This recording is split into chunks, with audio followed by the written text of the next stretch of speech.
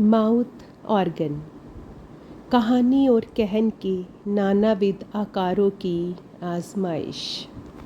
लेखक सुशोभित। एक मिठाई लाल की बही रबड़ी। रबड़ी के बारे में क्या कहूँ, रबड़ी तो मिठाइयों की रानी है। एक बार ऐसा हुआ कि महेश्वर नगरी में अपना चिमटा गड़ा। किला सड़क चौक बाजार में मिठाइयों की एक पुरानी दुकान देखते ही अपने राम बोले, यहाँ मिलेगी असली चीज़। वैसा ही हुआ भी। तो साहब, क्या ही उम्दा रबड़ी उनके यहाँ से बरामद हुई। दोना भर के खाने भर से आत्मा तृप्त हो गई, चेतना में आलोक हो गया।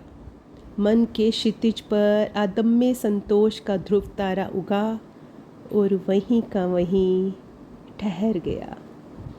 वो क्या है कि उम्दा रबड़ी बनाना अब एक जाता हुआ हुनर हो गया है, क्योंकि आज के हलवाइयों के हाथ में तो वो कस नहीं रहा। मैंने महलों जैसी मिठाई की दुकानें देखी हैं, किंतु रबड़ी जैसे कि राख। मतलब अगर सुरुचिपूर्ण रबड़ी ही नहीं बना सकते तो काहे की मिठाई दुकान। भाई मंगल करो ना अपनी पेड़ी। अब तो इधर मालवे में भी ऐसी दुकानें कम ही रह गई हैं जहाँ रबड़ी जैसी रबड़ी बनती है। एक उज्जैन के पान दरीबे में है, एक इंदौर में रंजीत हनुमान के सामने, और फिर महेश्वर जी के काका जी का वह राम पदारत। आहा, गोरस का वैसा परिष्कार।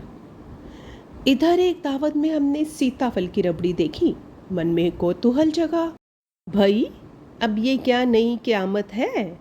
लेकिन रबड़ी चखने के बाद दुविधा मिट गई। सीताफल की वो रबड़ी वास्तव में एक बहुत ही सुंदर सृष्टि थी। जलेबियों की ही तरह रबड़ी भी निहायत हिंदुस्तानी पकवान है। यानी इस जैसे व्यंजन की कल्पना पश्चिम में भूले से भी नहीं की जा सकती थी। हमारी पौराणिक कल्पनाओं में जिन 56 पकवानों का उल्लेख आता है, उनमें रबड़ी हमेशा से अग्र पंक्ति में सम्मिलित रही है। यह बहुत गरिष्ठ मिठाई है। बिना दूध की चाय पीने वालों और बिना क्रीम की पुडिंग खाने वालों के लिए भले ही नकार की वर्तनी में रचा छंद हो, भारतीय रसना के लिए तो रबड़ी सदियों से अनिवार्य पदार्थ है। रबड़ी बनाने की विधि में घनिष्ठता का रूपक अनुस्यूत है।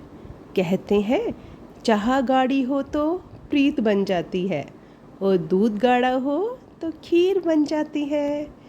यहाँ पर हम खीर के बजाय रबड़ी शब्द का इस्तेमाल कर सकते हैं।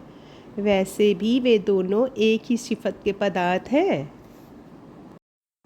गाढ़ा, कठिन, घनिष्ठ और गरिष्ठ, ये रबड़ी तत्व के 4 याम हैं।